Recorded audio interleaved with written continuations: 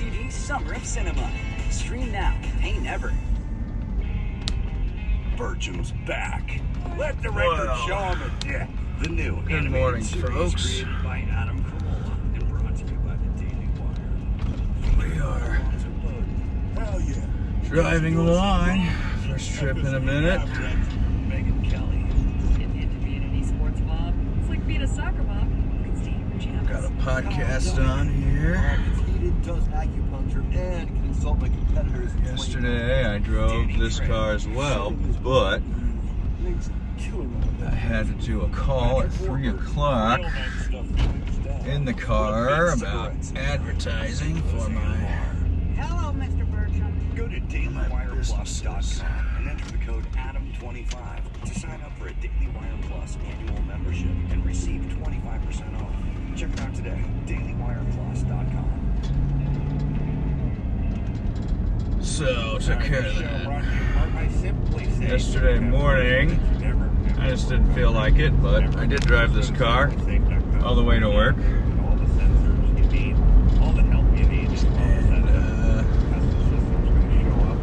And bought some gas for it. I've got to do some work tonight. My employees quit, so I've got to cover his work. Learning a lot of things as I'm just going to stop the podcast.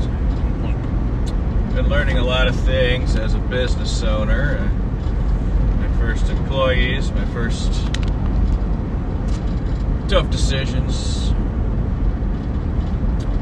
A lot of telling people no, a lot of getting ghosted. Not a lot, but enough to jump out at you.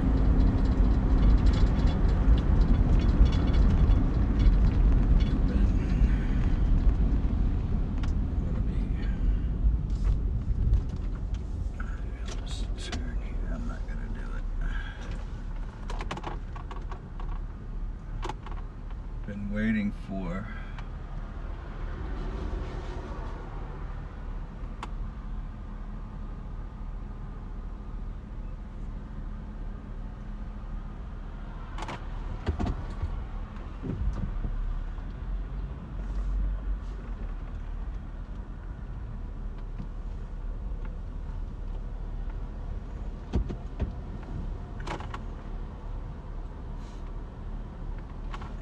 backed up just now as I was blocking the crosswalk for this electric biker.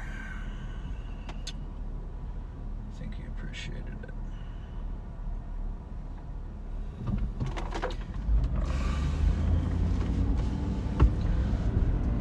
So, I used to have this vehicle going out to do work routes while I was at work.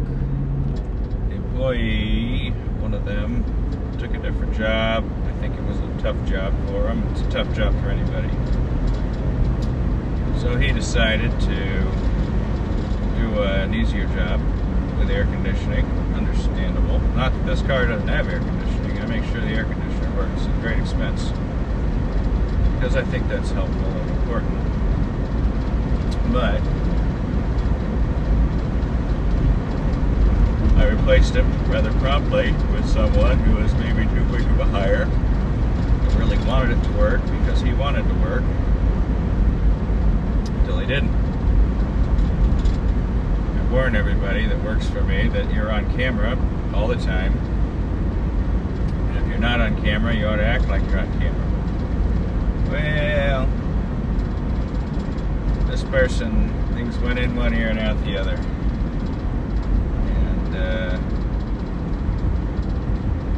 You could tell him something and it didn't much matter. But I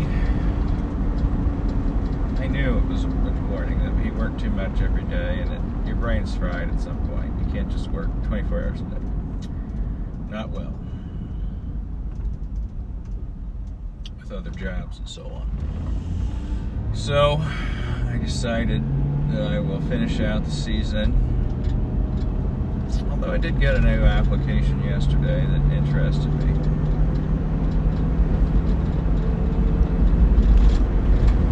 I just don't have an opportunity to train maybe I do. Maybe I'll call them, see if they want to train next week. Seems to be nothing wrong with that. The labor cost is not the amount of money I'm ashamed to part with.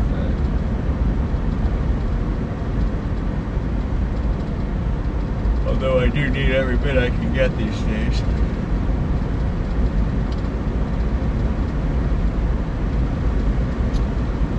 A bit stressed out by all the work. I was trying to fit a meeting into my schedule and realized I am just going to be swamped for the next month.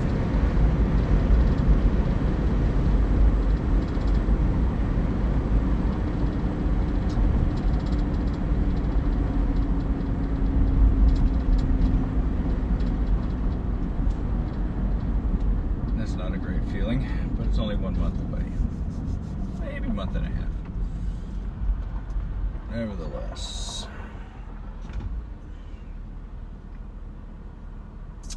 Well, have I been seeing things that I think would be cool? Not that much. I've seen a couple crashes. Aftermath of crashes.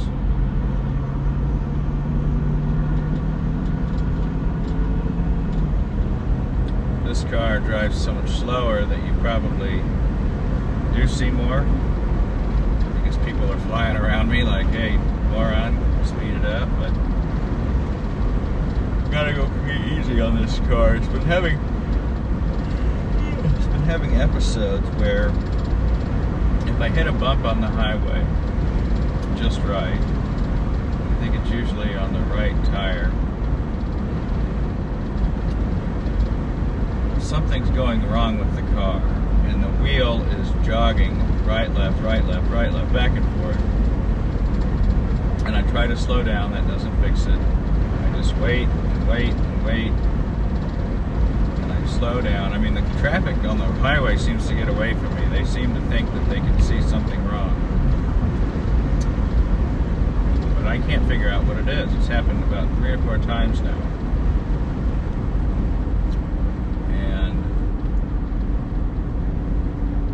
Slow down to 60. I'm usually going over 65 miles an hour, or 65. And then I slow down to 60. That doesn't fix it.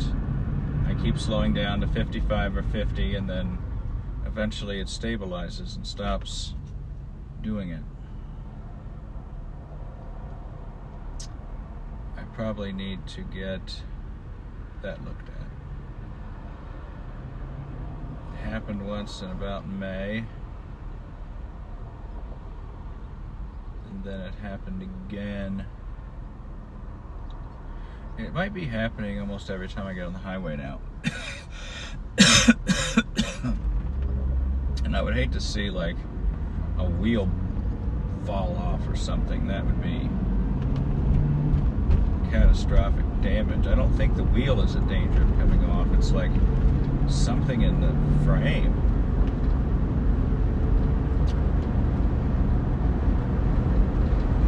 Can't be good on the car to shake. The whole car shakes and shimmies, and I haven't had anything like that since I had a bad tire, and the tire would, you know, it had a damage to the tread, and then at high speeds the tread would start to shake the car but that was a chronic problem, not a once in a while problem.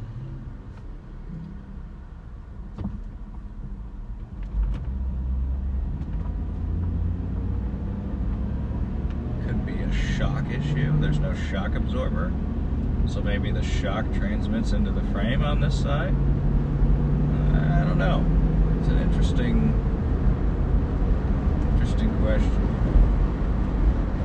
I'm going to drive this car for 2 more days. No, 1 more day? Today and tomorrow. And then hopefully my wife's car is out of the shop by then. And then I can retire this one until Monday.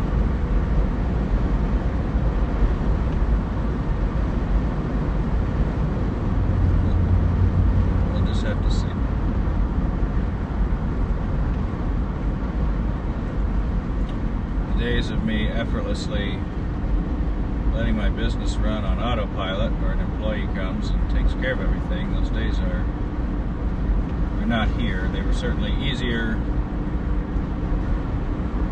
and so on.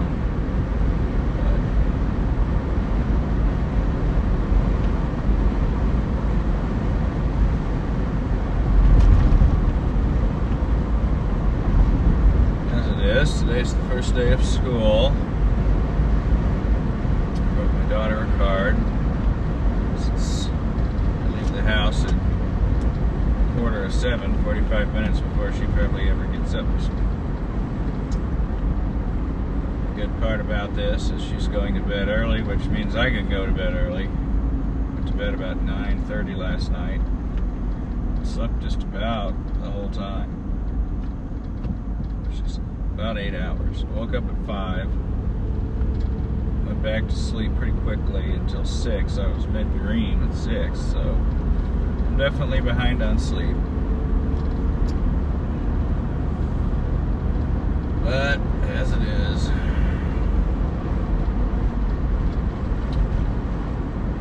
so when I think about things that are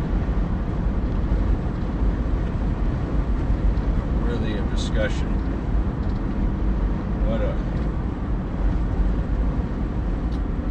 One of the things I've been doing, and I know I came out against this, and it's usually like whatever I come out against, I end up doing at some point in the future.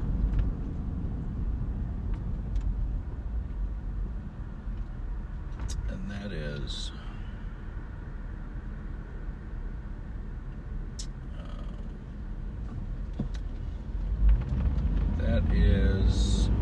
weight loss drugs. I have been taking weight loss drugs. I've gone down a couple of pant sizes, gone down one shirt size, and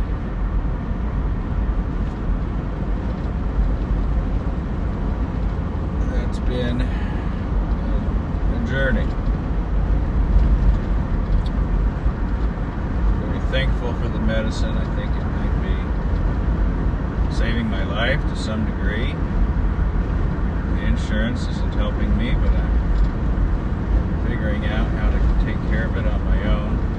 Not an easy task. I actually missed my first dose, at least full dose, Sunday. Take another one until either tonight or tomorrow, so I'll be a few days behind. I was a little nervous about succumbing to food binges or something, but it seems like I'm doing okay.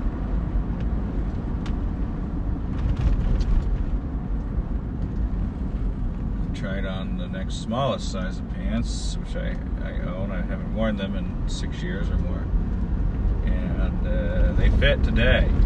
Thought they could fit, but I thought they might be a little uncomfortable long-term sitting, so I went ahead and said we'll wait until next week and try again, but I think we're just about there. I might even wear them this weekend.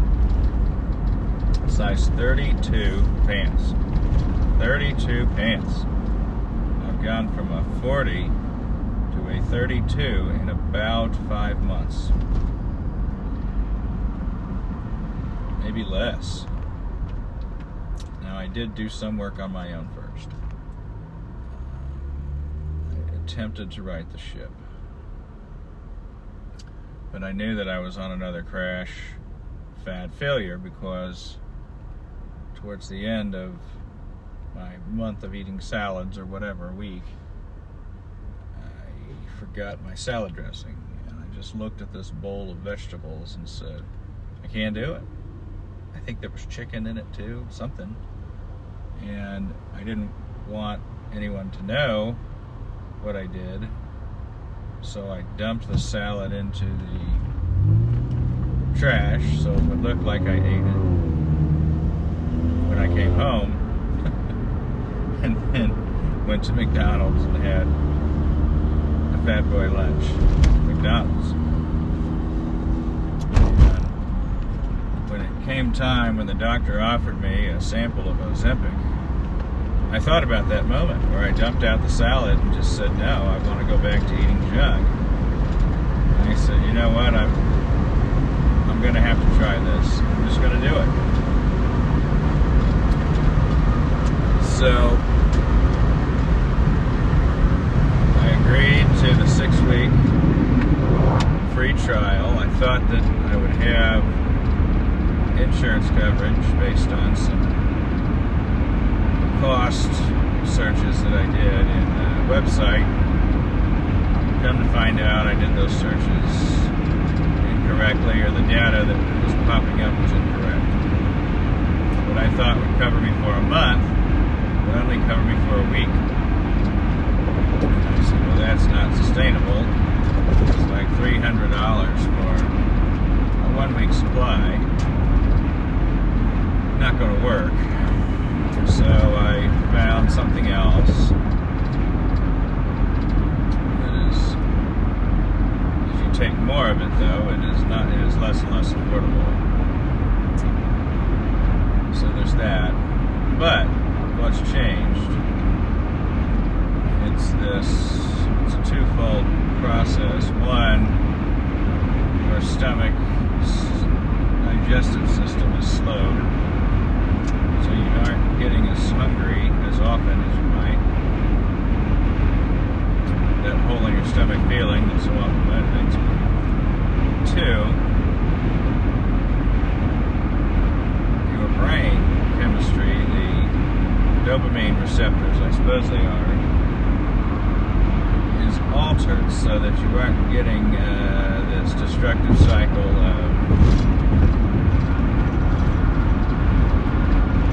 binge eating reward. And what that does, by interrupting that cycle, it cuts out what's called food noise, which for people with weight struggles, I don't expect everyone to understand what that means. But for people who have weight struggles, they have mental noise that tells them to eat. And that noise largely clears away. It's this like, I'm not going to call it a voice in your head, but it's this like haunting cravings that come from nowhere. And if you had those cravings to drink alcohol, you'd be an alcoholic. People who have these cravings to get Chipotle or whatever, they have, they're the people that become fat. Not only that, but there's the process of becoming overweight, but then there's the process of undoing that, which is much more difficult. And the idea that it's a zero-sum linear lack of discipline is, in my opinion, not a learned, well-informed opinion. The idea that a person will just find the bootstrap that will resolve it is wrong, because you can put in substantial resources trying to fix a problem. I've been reading books, following social media accounts. I read my first actual book on how to diet and lose weight probably 15 years ago. You know what's happened over 15 years? Nothing but a gradual increase. I mean, I've had moments where I've fad dieted down, and then I just go worse. I mean, it's like the S&P 500. You have small crashes followed by net gains over and over and over again. And at what point do you let desperation drive you to something else?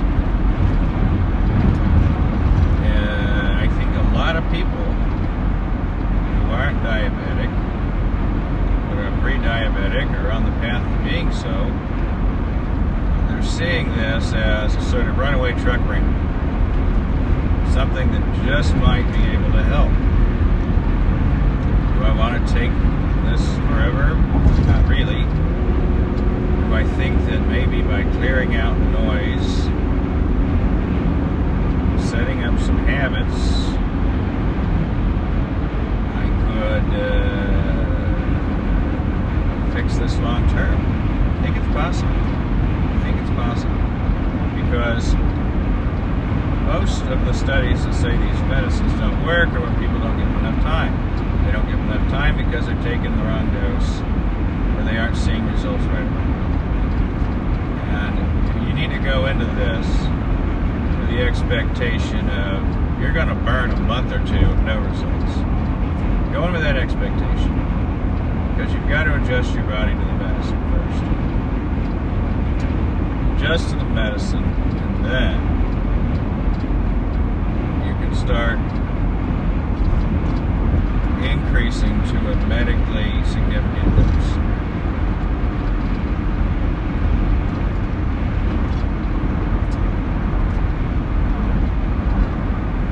So, how does it work? You take an injection just like an insulin-dependent diabetic once a week. When you start to get hungry and food cravings return, you increase your dose. Or follow the doctor's orders until they run out. Then you explore what dose that works for you. I have not accelerated the dosage to the level I was told to yet. If I had, I would be taking a lot more for the last several weeks.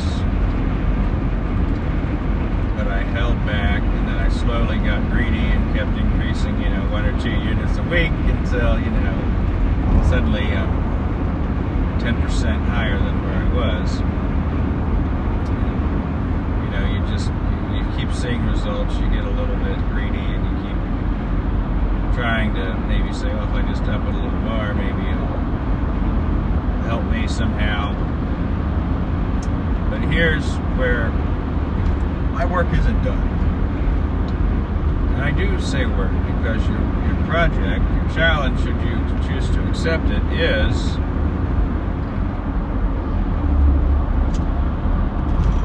challenge is to implement is you have to be active. Why? Because your good cholesterol will rat you out if you aren't. You can't sit on the couch and take this medicine. I mean, you can, but prisoner transport, stay back. Wow. Okay. Don't see that ever. Never seen that. Eventually, you're going to reach a point where your caloric needs decline to the point that you're eating more than you need at like 1,800 calories a day, right? You're going to get down to a weight where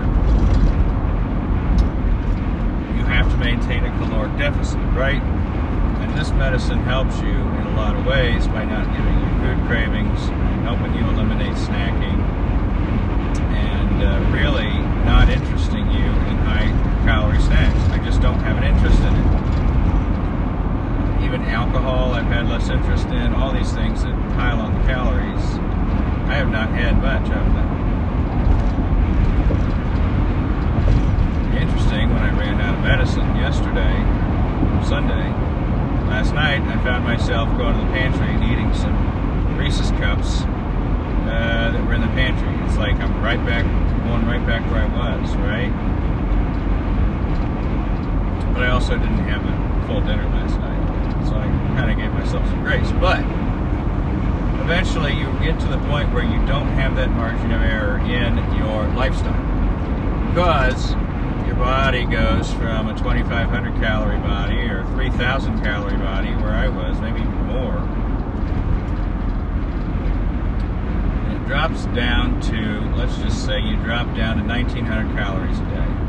It is very hard to eat 3 meals a day and not hit 1,900 calories, right? You got a problem. So you can restrict your diet, your food.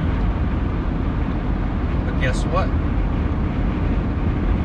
You're still going to be a net caloric consumption. Positive. So you're not going to lose that 1.5 pounds a week anymore. What are you going to have to do with that? You are going going to have to exercise. Not only will you have to exercise, but you will then have to implement a maintenance. You get down to your weight that you want. Maybe you spend a few more weeks or months tapering off the medicine. And then it's up to you to set a maintenance schedule. If you want to stay 180 pounds, what do you have to do? You can't eat 4 pieces of pizza. You can't have 10 beers. You can't do any of those things unless you exercise or offset the calories elsewhere. Can that be done? I don't think the answer is known yet. The reason why we don't know yet is because we haven't seen this implemented in a statistically significant way for this particular purpose. But if I had to see a goal in mind, that would be the goal.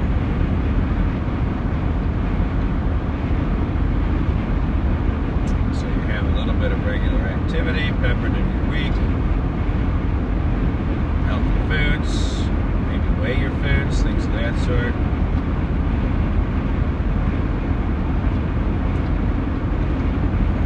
Or do I just sit back for another 5-6 years and go right back to where I was? That's obviously not ideal and not intentional. But even if I did, having a few years, clean eating, good mobility, it's definitely worth the cost. You're getting your life back. Maybe food struggles and obesity is a disease that cannot be conquered. But even if it cannot be conquered, it is good to have a couple of years or whatever where you got to feel like you conquered. And that'll be worth something to a lot of people. I go upstairs now in ways I don't ever remember climbing stairs like that. Like a daggum Rocky Balboa. It's a great feeling. I can mow the lawn without thinking that my lawn is insurmountable and I need to buy a $4,000 lawn tractor. I almost bought a $4,000 lawn tractor because I thought mowing the lawn was going to kill me. Well, guess what? Dropping 40 pounds makes mowing the lawn a whole lot easier. So whatever I would have spent on this medicine, I saved it right there by not buying a lawnmower and just walking across my grass twice a week, you know. Also good calorie burner and all that. Now, if you go from 3,500 calories a day to 1,900 calories a day overnight, is that good for you? No. You need to keep a caloric deficit that is not causing you to lose too much weight. I saw some charts of mine where I dieted in the past and I lost weight far too quickly. I did not like that. It actually disturbed me. I mean, it was something like 10 pounds a week or 10 days or something. I mean, a pound a day? I mean, that's just craziness. Maybe it was water weight, whatever, but 1 to 2 pounds a week is what I'm looking to do. Right now, I'm getting about 1.5 pounds a week, so that's better than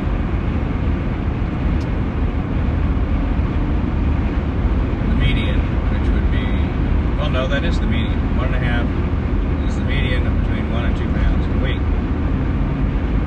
2 pounds is a little aggressive. And I'm looking at this from a long perspective, over 20, 25 weeks, whatever it is. So over 20, so if I lost 42 pounds, that's been over roughly 20 weeks. And actually a little bit more because I didn't take the medicine for 4 weeks, but I was still trying to lose weight. I did. drop about 9 pounds. Even though I did make many mistakes in that endeavor, I still dropped weight just by caring again. I lost a little bit of weight. I reached a point where I stopped caring. I'd go to McDonald's twice a day or whatever, go out to eat with the family, go out for ice cream. You know, it was just, 5,000 calories a day or something. I mean, you're setting yourself up for failure. And I knew I was going on a path that was not sustainable. But, the question is, how do you break that cycle of just autopilot, routine, craving satisfaction? It's undisciplined, but it's also, I looked at the cost of a full stomach as essential to functioning for me. If I'm trying to do something high level and important, I want to have a full stomach. I don't want some little gnawing craving from the back of my stomach to distract me from what I'm trying to do. It's been that way for me for 20 years. I don't want to stand the feeling of being hungry. I just want to focus on my work. So I eat enough to make sure I'm not going to get hungry between the next meal. I had a girlfriend once tell me, I don't think you're supposed to do that. And maybe she was being gentle about it, but I didn't learn from that moment. It's just what she told me is that my attitude towards food was off. I had a landlady see me cooking once, and I thought, I'm just going to cook half the box of pasta every time. So I'd make a half a pound of pasta, 2 pieces of toast, half a jar of sauce, and I'd repeat the next day, and I'd get 2 meals out of it, and I called that my dinner. I don't think there was meat in it. Maybe there was meat in the sauce, like that gross cheap sauce, and that was my dinner. And she was like, I don't think you're supposed to eat half a box of pasta for dinner. That's not an appropriate serving size. And, this is my first time living on my own. I'm in a boarding house, whatever. You share a kitchen and all that. And I didn't listen to her. I ate half a box of pasta every day, and half a jar of sauce, 2 pieces of bread, and then I had a Dr. Pepper fridge, so I'd have Dr. Pepper with it. And that was my law school dinner. My first year of law school, a lot of times. And that probably was not healthy or good for me. But it was setting these habits of, I just want to have a full stomach. A full stomach is the ticket to success. It was a way of, in a sense, I got to avoid the real estate that is consumed by thinking about food and food prep. I spend a lot more time preparing food. Cut vegetables every week, peel carrots, chop peppers, all that kind of garbage. I work really hard to do that. And it's a conscious effort that I've done before. I've done it before on crash diets.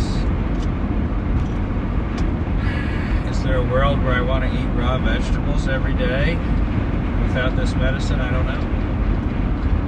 I told someone about my box of raw vegetables I eat at lunch every day, and he was kind of blown away, like, that's amazing that you do that. I eat a box of raw vegetables, I have a lot of fruit, and then I have whatever my entree is, a baked potato, a small sandwich, some grapes, small, measured non-fat yogurt and berries, and an apple. That's lunch, even on weekends. bell pepper, carrot sticks, celery sticks, and a cucumber. Sometimes I semi-pickle the cucumber. Make my own cucumber brine, soak the cucumber for a couple days, and then toss it in the Tupperware with the rest. And that's sort of the baseline meal for me. And then I try to have a high protein breakfast, protein shake with fruit, or this week I'm having egg sandwiches. I find that I've been craving breakfast sandwiches certain days. So I made my own. 2 eggs and cheese and turkey sausage on an English muffin. It's by far the most filling breakfast I've had. And it's so filling that I can trim calories off. I've taken an apple out of my diet, taken a banana out of my diet, a couple of different things, because that is a pretty dense breakfast. Yesterday, I had no Dr. Pepper, so I'm proud of that. I struggle against that, but I also, it's my main source of caffeine if I need it. So I do have Dr. Peppers a couple times a week, maybe more. And those will eventually have to go or be restricted, because eventually my metabolism just isn't going to play that game anymore. And I'll have to address it at that time. This is I don't want to call it a female diet, but it is a bit of a female diet, because the idea that you can just pick on a few things, live your life, and stay small, I mean, that's what women try to do. The time that I dieted as a guy, I did a lot of weightlifting, and I think I bonked out because I was not eating enough calories to benefit from the weightlifting. So I was probably just destroying my muscles because I wasn't eating enough. And then I said, oh well, I'll drink some more wine and start these goofy fasting diets and all this. And the next thing you know, your metabolism is so screwed up that you're going to gain weight back doing almost anything else. The goal is to have some kind of baseline day-to-day diet that is not going to mess up your life if you deviate.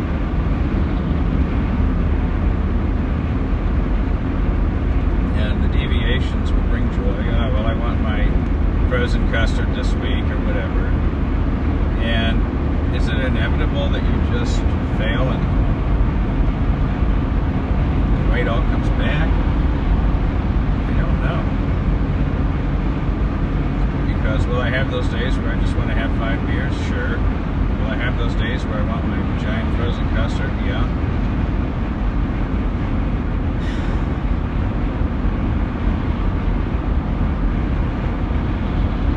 I think it will take some professional help for me on that journey.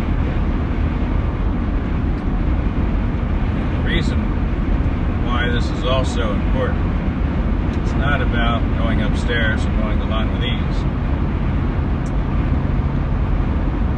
The real thing is one of the last videos I did was on KPIs, Key Performance Indicators.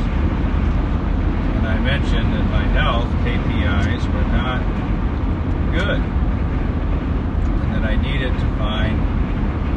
to address the KPIs the same way I would something else.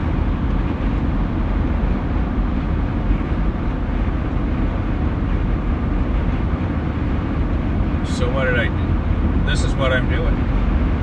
And let me tell you, the impact on the KPIs, if you will, has been nothing short of stunning. Absolutely stunning. The only part where I'm failing is the quote good cholesterol. I'm I'm not reversing that. And the way to reverse that one is through activity. I'm taking on some landscape jobs for my company, and so I'm being a little more active, but mowing the lawn twice a week, but it's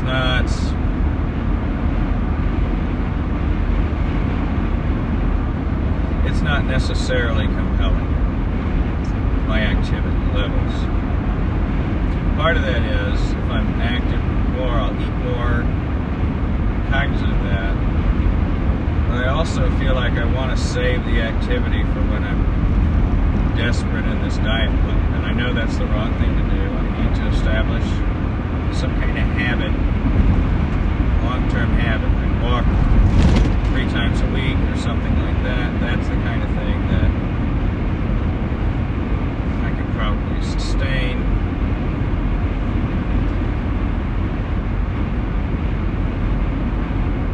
Do I need to be counting macros again?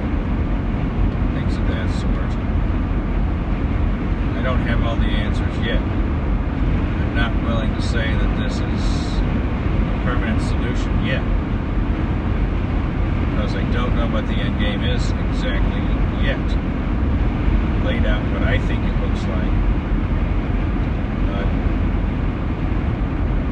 that may not be the way the cookie crumbles.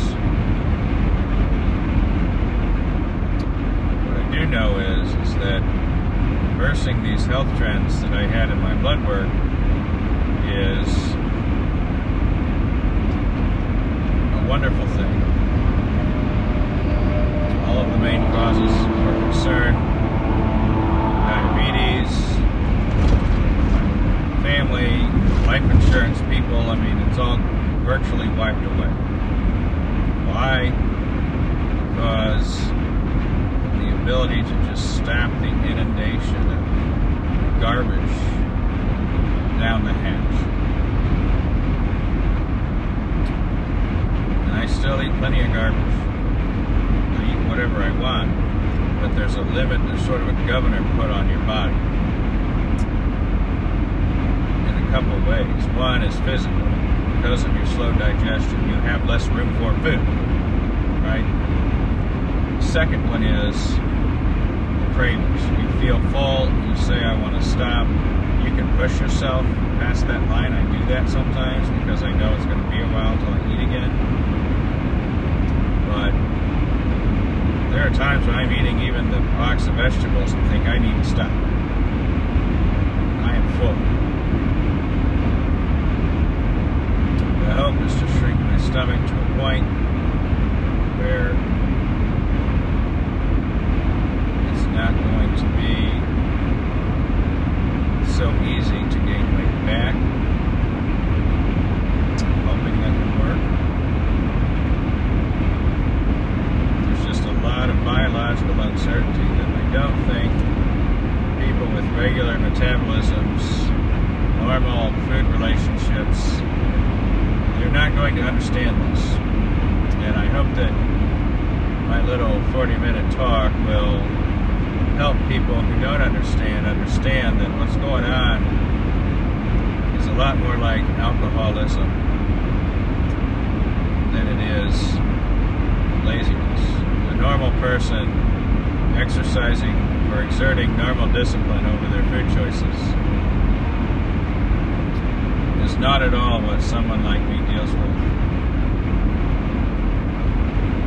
What you get to call a guilty pleasure, you know, it's like somebody having a margarita on Friday and saying, I'm having my guilty pleasure. Why is that person holding the bottle of Jack Daniels in his backpack? You know, it's not at all the same. Not at all the same.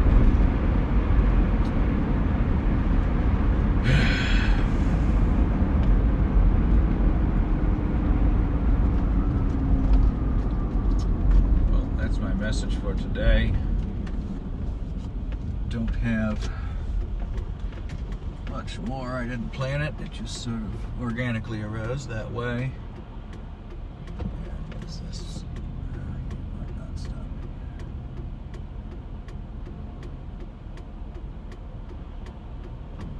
it.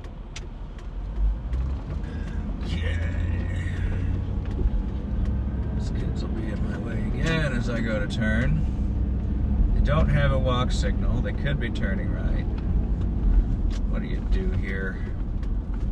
Are you going around the corner? You're going around the corner.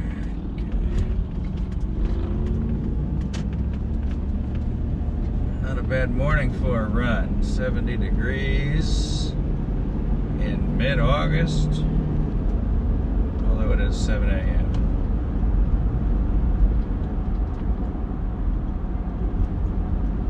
Imagine they'd have to run regardless. I guess school has begun again, probably out here. My daughter's back in school. This might be their second day of school or third day of school. I don't know.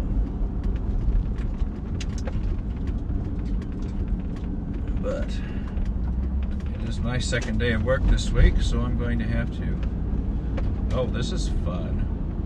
This is a tow truck tractor. This is the kind of truck that tows a semi-truck. I'm sure you've seen them.